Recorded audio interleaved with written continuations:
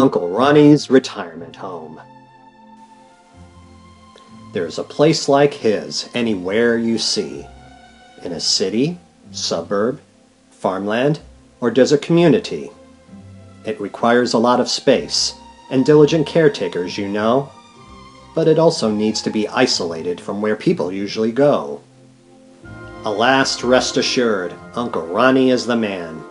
With a keen mind and twinkling gray eye, he created the perfect plan. He proclaims, "Yes, my junkyards and dumps often offend a person's sight and smell, but by using a flawless marketing plan, my kingdom can appear quite swell. Dumps? Heaven forbid. Junkyards? Perish the thought. Call it my urban retirement home. It will offend the public not." And so Uncle Ronnie, body of a weightlifter and a mind of a poet. He and his staff enforces his philosophy, don't you know it? His customers are his welcome guests. Their junk is his treasure. He accepts every donation for their fullest measure. With a wide grin and jubilant voice, showing no sign of malice, he prepares to give a tour of his grand, extraordinary palace. He chimes, "Greetings, kind and interested folks. To my comfortable rest facility I tell you no jokes. I will show you my establishment. Its residents are diverse.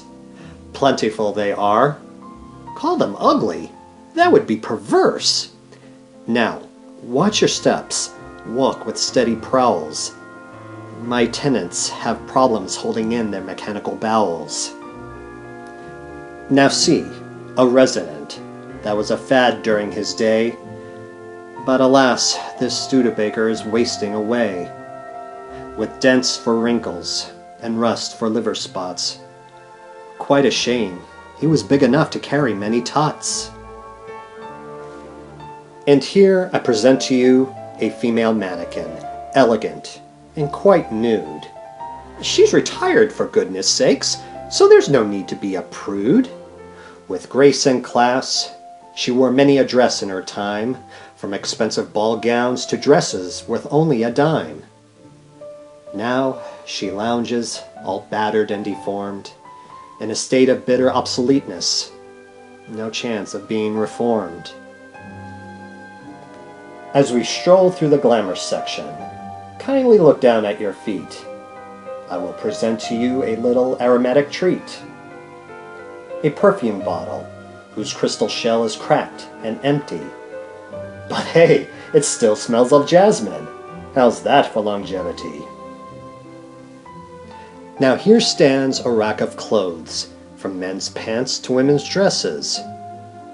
But due to time and abuse, they're only considered useless messes. Sleeping about these shelves are minute parts from many mechanical tools. Who would retire these items? Humans are such silly fools. My furniture residence adorned countless houses. But now, slashed and broken, they are infested with dreadful louses. We stroll by the children's section, so please, hold your tears, for these little ones have been neglected over many, many years. A plastic blade, part of a child's toy scissors, sits and lingers, never to be held again by tiny, clumsy fingers. A leather baseball mitt, which caught many a pop fly, is now riddled with cracks and tears. It would make a child cry. And next to him sits a Susie doll, whose blonde hair and blue eyes once shone. All of her hair has fallen away.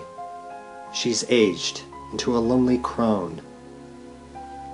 And now, ending our tour, we greet Henry, the stuffed teddy bear. Soft brown fur, button eyes and nose, the object of a child's love and care. He sits on his throne, torn and burned, his intestinal stuffing exposed and churned. But as you can see in his regal pose, with chin raised and back straight up, to endure with dignity, he chose. He won't frown in despair, whether awake or when he sleeps. He'll never be lonely among the company he keeps. His fellow residents feel his infinite tenacity and diminishing fear. Therefore, they too shine with pride and silent cheer. And now I will leave you with one more thing, and please pay heed as the lovely birds sing. To call my place a trash dump would be considered rude and quite a detriment. My respected tenants deserve more. So let's call it, retirement.